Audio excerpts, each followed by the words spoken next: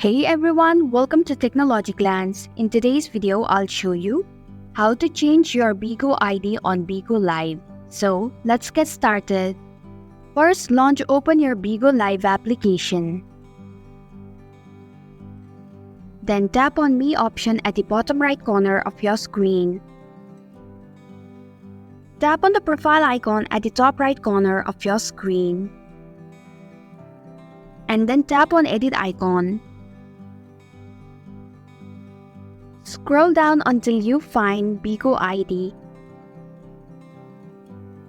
Tap on it. And then create a new ID.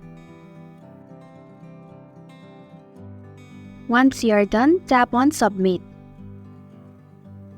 And this is how you can change your Bigo ID on Bigo Live.